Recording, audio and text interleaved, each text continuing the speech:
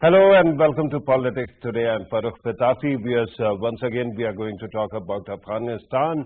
It is very important because a lot of developments are taking place. Not only it is quite visible that Afghan Taliban keep on expanding their sway. We have seen two other developments. One, the Afghan forces, air forces actually, are using aerial bombing to try to deter them. That is one development. The other development is that in Lashkar Gah and Herat, there have been accusations, and the US and UK and other countries have accused that Taliban forces are killing innocent civilians. So because of this, and of course we are talking about a shrinking window of time when the US totally withdraws from the region and doesn't look back. So what exactly is going to happen? What to expect in coming days? These are important issues. One question that was repeatedly asked: how is it that Afghan Taliban, who were in a state of gridlock, but who couldn't expand their territory beyond a certain limit for 20 years, all of a sudden have expanded so rapidly, and they don't seem to deter? There are questions about their organization. There are other questions as well. And then is there a possibility that there is a kind of propaganda war going on as well, and certain spoilers of peace keep on adding stories where none exist? We are going to talk about that, and I'm going to introduce the panel in a bit as well. But before that, our team has prepared a report for you. Let's watch that, and then we are going to discuss all these matters. Afghanistan is in turmoil. After realizing that this was a lost cause, the US-led NATO coalition forces have left in a hasty retreat. Warlords, politicians and other local and regional actors have set their eyes on Kabul. The power vacuum left by the withdrawal of coalition troops is currently being filled in by the Afghan Taliban. According to recent Al Jazeera estimates, Afghan Taliban control over 85% of the total territory of Afghanistan, with the exception of a few major government centers that are still under the control of the Ashraf Ghani-led Afghan government. The Taliban have flexed their military muscles, and now they are waging war on the diplomatic front as well, with top Taliban leadership meeting the Chinese, the Iranians, and intra-Afghan dialogues are occurring as well. Key regional and world actors, especially Pakistan and the United States, are closely monitoring the situation in Afghanistan to ensure that the region remains peaceful and stable. So let me now introduce the panel I've got in the studio. One guest in the studio, one on Skype, one on telephone. In the studio, I'm joined by Dr. Zafar Nawaz Jaspal Saab, who is a foreign policy expert. Thank you very much, sir, for being part of the program. Also, his forte is strategic affairs as well. So warfare is very much in his ballpark. Thank you very much, sir, for being part of the program. Lieutenant General retired Naeem Khalid Lodi Saab, former Defense Minister, former NSA, joins us on Skype. Jarul Saab, thank you very much, sir, for being part of the program. Senior journalist and an institution in himself, Anwar Iqbal Saab, joins us on telephone from the USA. Thank you very much, sir, for being part of the program as well. Let me start with the guest in the studio, Dr. Zafar Nawaz Jaspal Saab. What are you expecting in coming days? The kind of situation that is going on, it seems that it is a royal rumble, and people, whosoever can actually land as many blows, they are doing it. I think that trends which was set in the last few months is the same, but at the same time, intensity has increased in the violence. Yeah. If we see that the Ashraf Ghani, you can say, reiterating the same what the Afghans normally ruling elite did in the past, that they always allege their beneficiaries rather than looking at what they are committing the mistakes. Right. Instead of going for a, you can say, dialogue process and compromising on his regime, today he went to the parliament, or yesterday into the parliament, and he reiterated his stance that they are going to fight back, and they are going to take. And recently, if you see that in Lashkar Gah, what the journal said, that civilian must leave, we are here to fight. So I think that the situation is becoming more and more complex and volatile. The reason is that Taliban succeeded very easily in the countryside areas, in the rural areas, or you can say in certain areas where they were lesser populated. But what we are expecting now is that in the urban, and in the urban centers, the way they are responding, the Afghan National Forces, I mean the government forces, and then the President Ghani went to the parliament and they tried to boost the morale of his forces. That indicates that in the near future, the government is not ready to, you can say, compromise, or President Ghani is not going to give a chance to the peace or a dialogue. He will committed with his presidency, and then he tried to convince the Taliban. If you see today, despite this, that he is dependent on the political and economic assistance of the U.S., he started alleging the U.S. And in that he categorically stated that they left. But why he was saying, I fail to understand, since 2 years, the process was on. And it was written on the wall that sooner or later the American forces will be leaving. The only thing is that they abruptly went for getting rid of, moving their 300 plus soldiers, 3,000 soldiers plus 7,000 NATO soldiers and 1,800 contractors. But at the same time, what is on the other side, which you rightly pointed out in the beginning and in your report as well, Taliban acceptability at the international, you can say, level, that seems very impressive. For instance, Chinese received them, and the Taliban ensured them that they are going to control this Eastern Turkestan Islamic movement, which was part of the Uyghur crisis. At the same time, Russians met them. They promised them that we will be going to control the Islamic State. But then they haven't controlled TTP for that. No, I'm coming to that. And I'm going to actually come back to you. With your permission, let me bring in General Saab as well. General Saab, I understand that the messaging coming from Kabul is inconsistent. At the start, Ashraf Ghani, President Ashraf Ghani actually claimed that the US is withdrawing because of him. It is his success that he is ridding his country of foreign involvement. Then, of course, it was blamed Pakistan, and now it is blamed the US. The question at this moment is there going to be more bloodshed in coming days? Or is there a possibility that there won't be that kind of fight? Sir? The first thing is that these shifting stances of Ashraf Ghani, they clearly belie his confusion and his weakness. Because otherwise, if he was strong and if he was on strong footing, he would have been sticking to one narrative, which is not, as you have said yourself. Now this bloodshed, a little or more, is all dependent on Ashraf Ghani and nobody else. Because what Taliban have done is so far, militarily, that they have nearly sealed off Afghanistan from all its neighbors. There are only few passages left.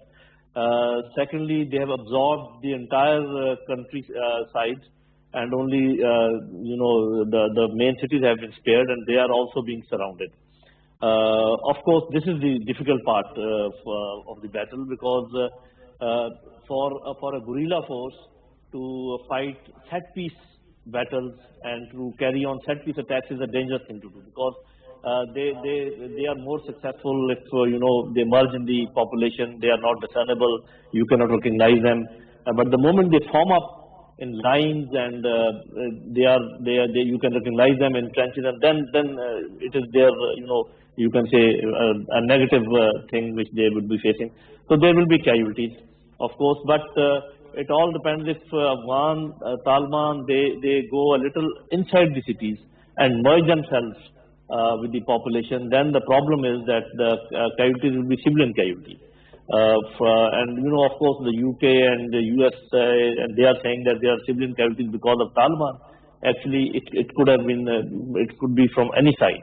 So if we look at there are three aspects whenever any force tries to take over a country or tries to absorb a country. One is of course diplomatic, where they are doing very well, as Dr. Jaspal Saab was also saying. They have met everyone which matters.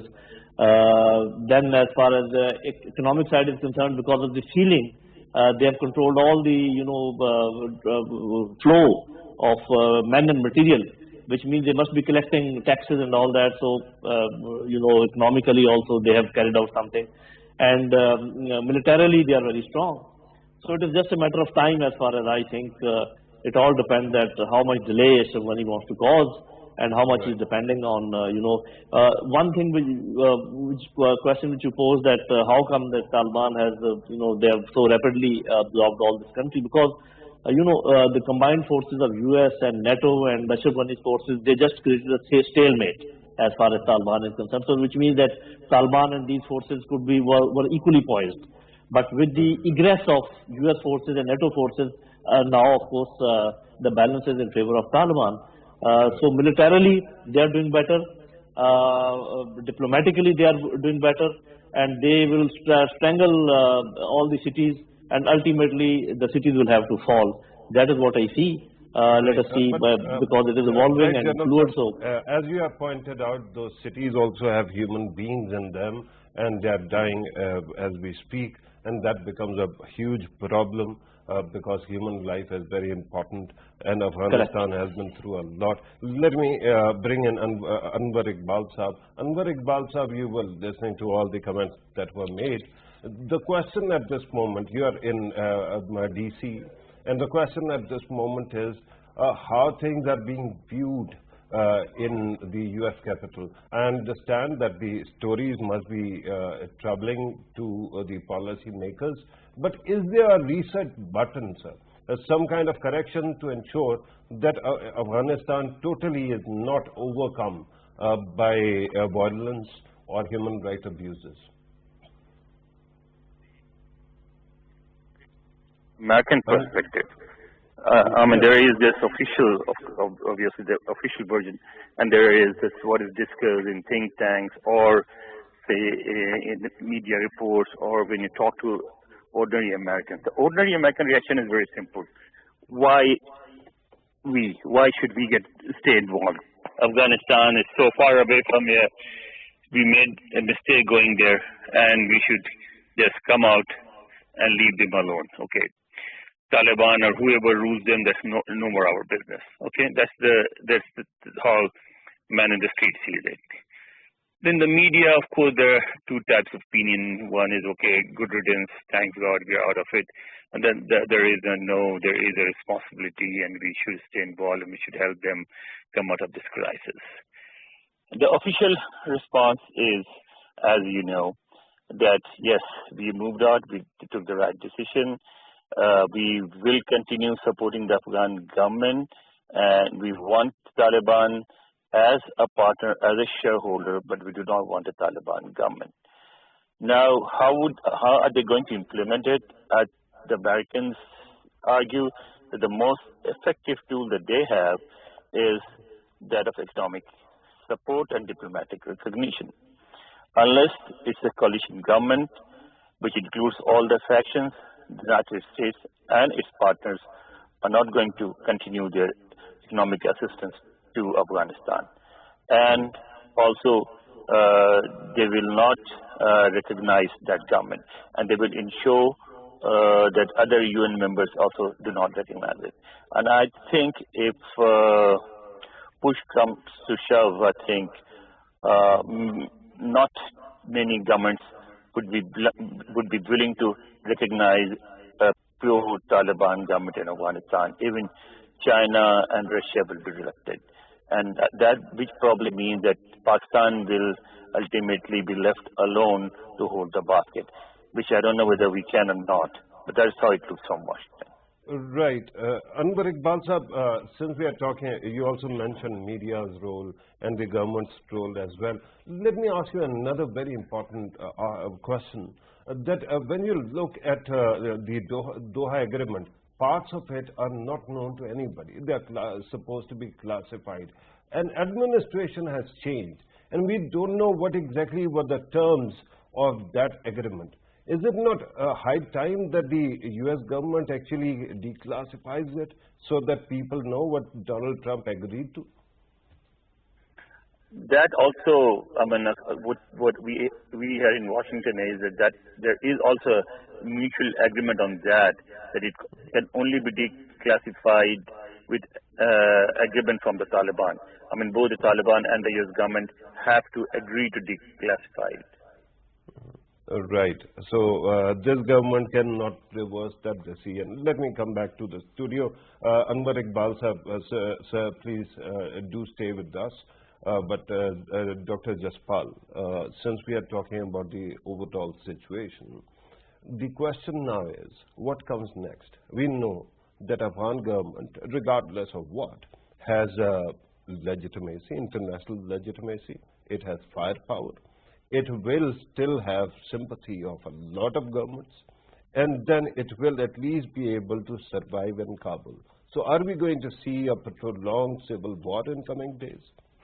Look, I can respond to your first and last part of the question first, and then I go. If I can take a cue from the General Lodi sir when he said that urban warfare, the lethal urban guerrilla warfare will be starting. Okay. I think in that context, this time Taliban will be not having that kind of a walkover as they had in the 1990s. Okay. Because in the urban guerrilla warfare, the government forces are well trained, well equipped and determined. With that, they have in the last 2 decades in the Afghanistan, a new generation of the civil society, educated Afghan, westernized civil society. In the urban centers, they will be there and maybe they are going to resist. Second important point here is that the militias, warlords, they will be going to be a determinant factor.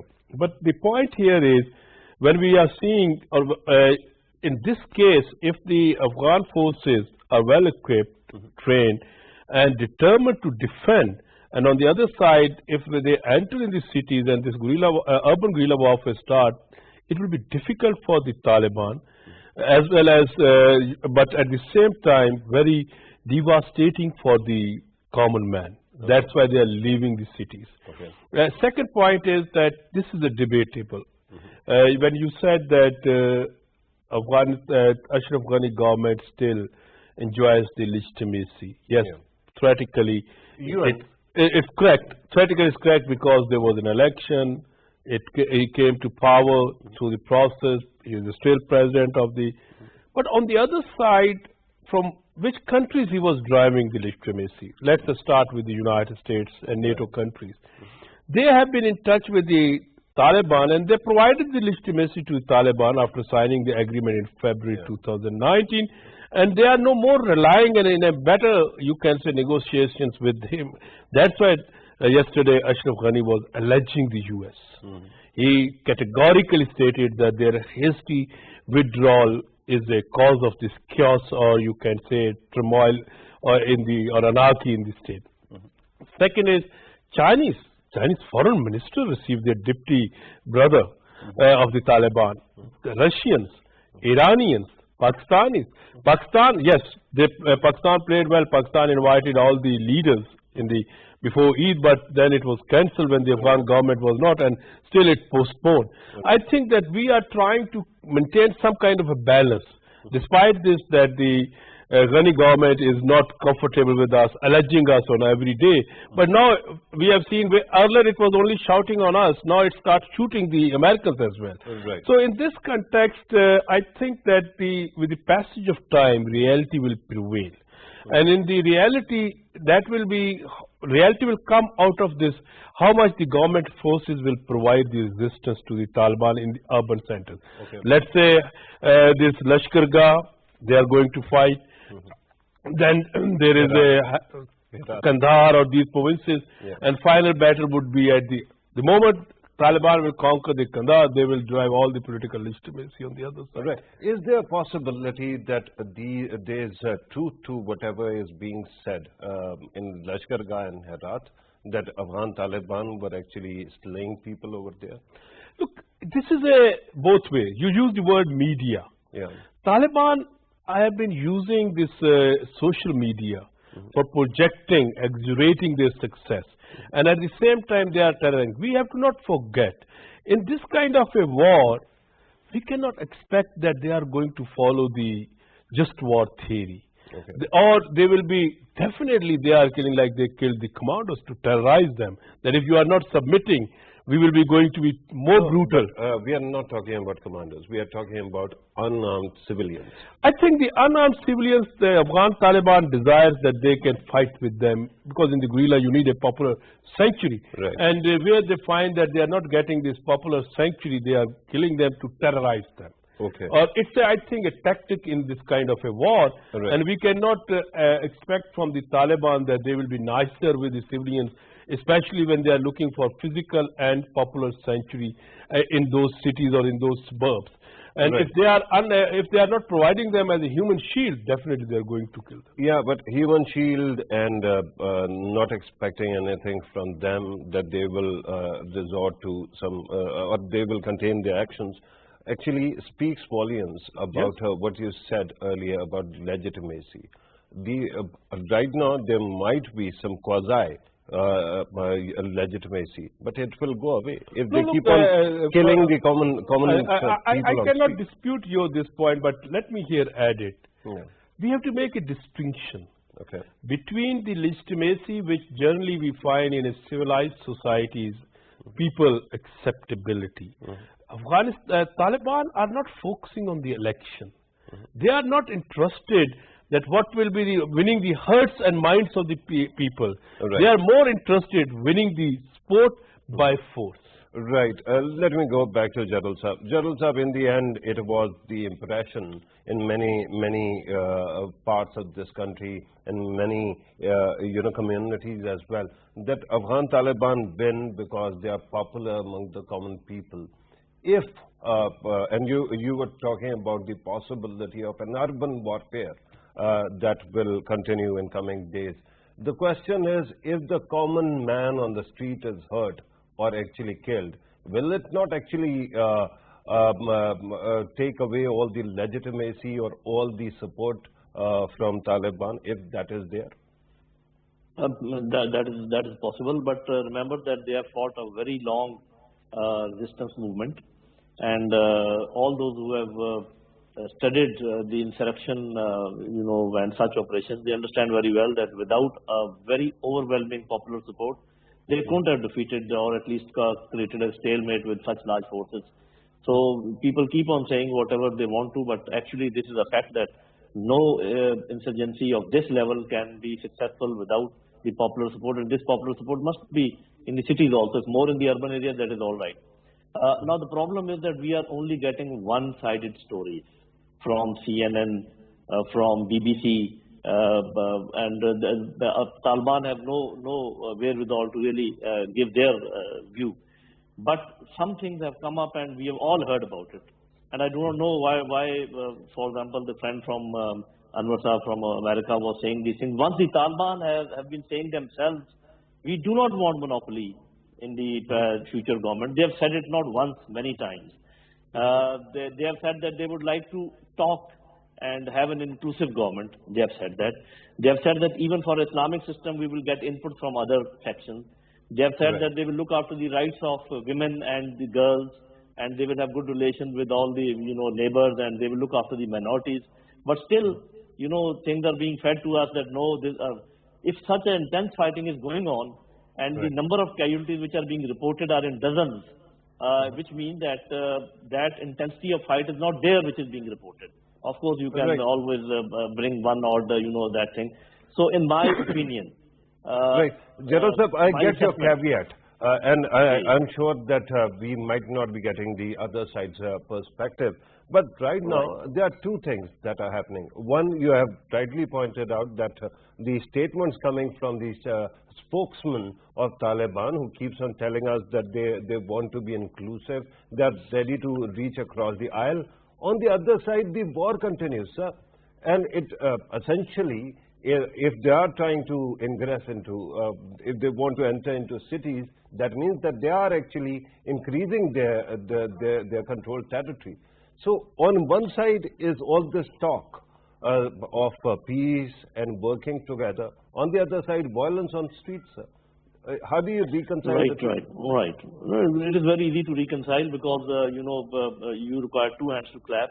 If you want to talk, If only Taliban want to talk, do you think it is possible? You tell me honestly, or even a friend from America, that who's stalling the talks?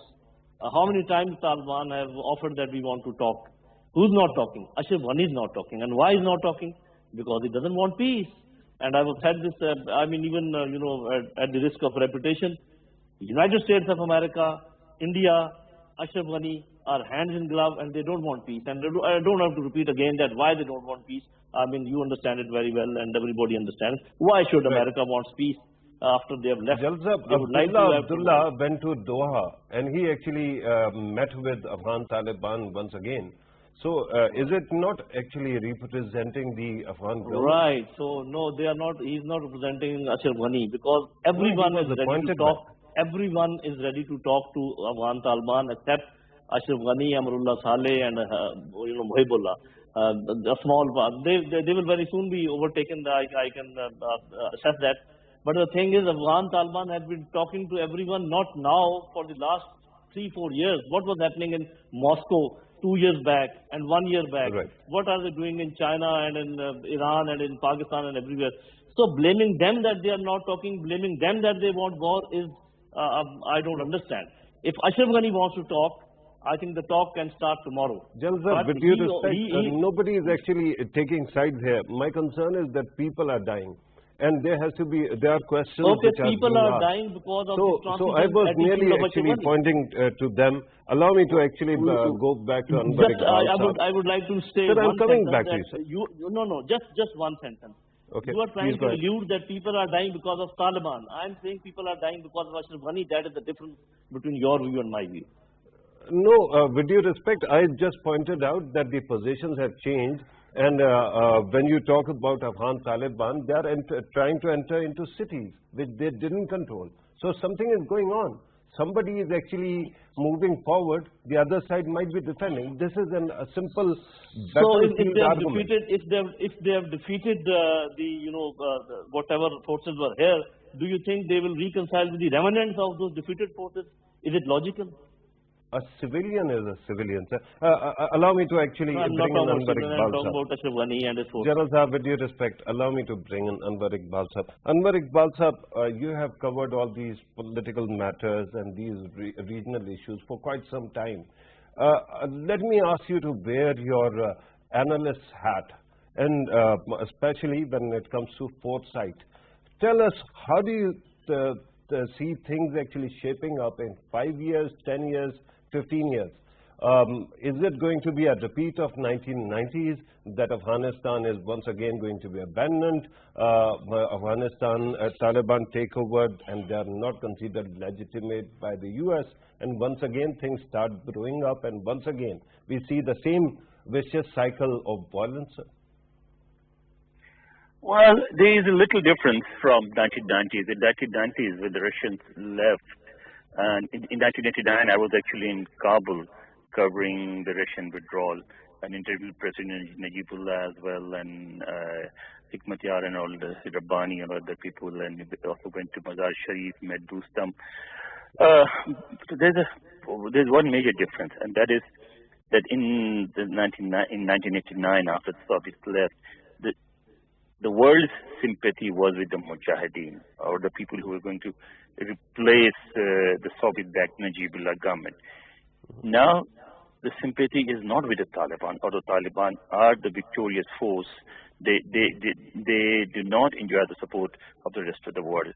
And that is a tricky situation for us in Pakistan, because if the next government in Afghanistan does not get the type of support that it needs, particularly financial support and also diplomatic recognition, then Afghanistan will slip back to civil war, to turmoil, to fighting, and it will again, like it used to be in the past, split into sort of tribal principalities and, little pockets and there.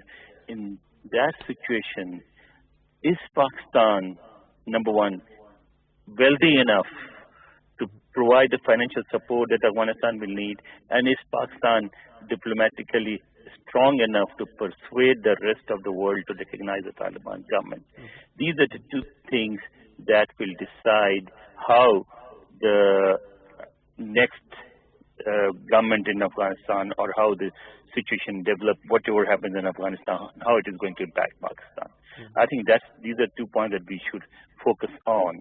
Number one, to get international recognition and to get economic assistance for Afghanistan, because without that, I think there will be a lot of troubles, a lot of bloodshed, and a lot of troubles for Pakistan itself.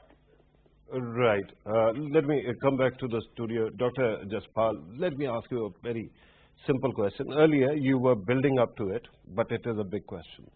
You were talking about ETM, assurance about IMU and ETM being given by Afghan Taliban. And there must be, and I'm assuming this, there must be an assurance about TTP. We know at this moment that the leadership of TTP is hiding in the areas which are now controlled by Afghan Taliban, right? And this must worry everybody. Why haven't they actually expelled them? Why haven't they actually denounced them?